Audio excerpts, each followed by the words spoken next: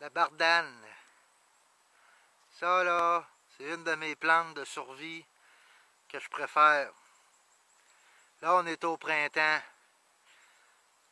C'est une plante de médicinale aussi, ok?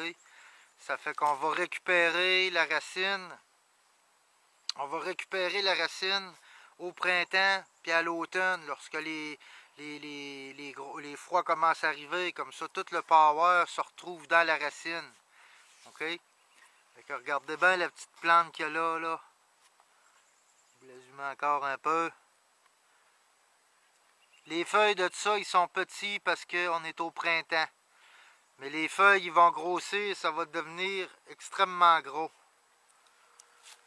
C'est une plante qui...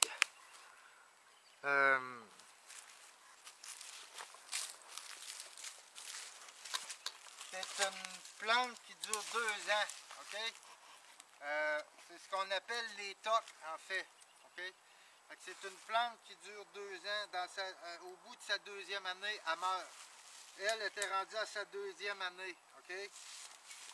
Celle-là, vous voyez ici au sol, ça se peut qu'elle soit dans sa 2e, ça se peut qu'elle soit dans sa 1re année. On va juste le savoir quand on va venir creuser les racines, ok? C'est une plante qui est médicinale, là, je suis bien rare, c'est une plante qui est médicinale. Si tu vas aller chercher son maximum dans le médical, ça va être au printemps, ok, surtout de sa 1re année. Puis ça va être l'automne. Comme je dis, là, c'est là.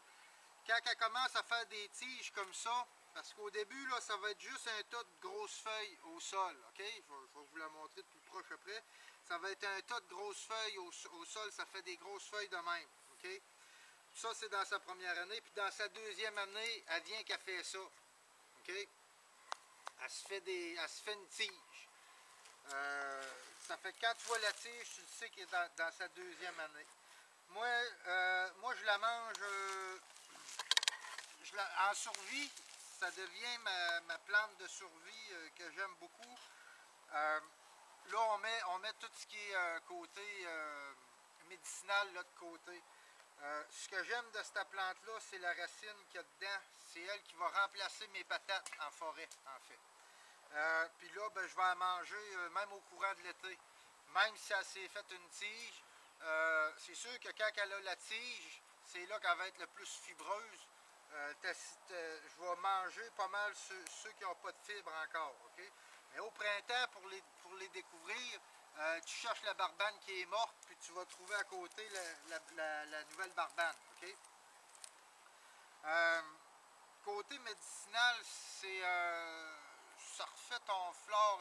C'est bon pour la flore intestinale. Ouais, là, mon petit renard, tu viens donc leur expliquer ça. Attendez un peu, là. En fait, c'est bon pour la flore intestinale. C'est sûr que c'est beaucoup fibreux, donc ça peut vous faire péter. Ouais, c'est fibreux. Fait que ça peut donner au mal au ventre à ceux qui sont plus sensibles à ça un peu.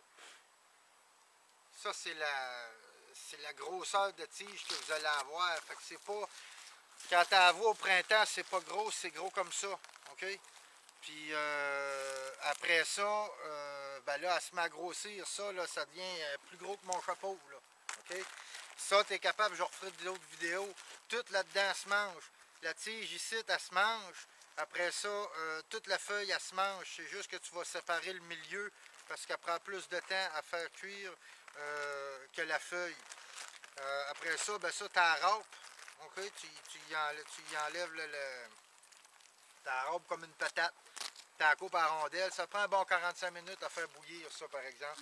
C'est super bon. Le bouillon de ça, moi, je fais bouillir ça avec pas mal de... Ben, pas mal.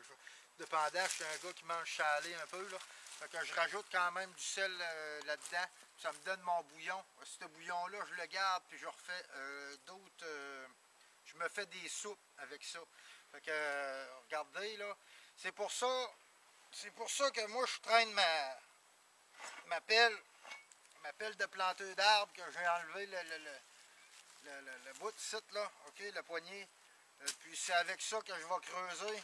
C'est avec ça aussi que je vais creuser mes racines, OK, quand que je m'en vais. Ça, j'ai pas trop ça sous moi. Celle-là, elle est pas mal tout le temps sous moi. Ça, c'est quand je m'en vais à Barbane, là, je l'amène. Sinon, tu vas te couper juste ce que je fais aussi. J'ai toujours ma petite scie sur moi. Je vais me couper, une bonne branche, là. Je vais la couper en biseau. Puis je vais creuser, je vais m'en servir comme pic parce que c'est creux. Ça va creux dans le sol. Il y en a que ça monte jusqu'à 1 mètre dans le sol. Pour vous d'aller jusqu'à 1 mètre. Mais vous voyez, c'est pour ça que moi, en survie, j'adore cette plante-là parce que regardez-moi la racine. Donc, ce qui est côté médicinal, ça va être pareil le printemps puis l'automne. Côté médicinal. Laisser, mon petit renard va vous parler un peu de médicinal. En fait, côté médicinal, ben, comme on a dit tantôt, c'est bon pour la flore intestinale.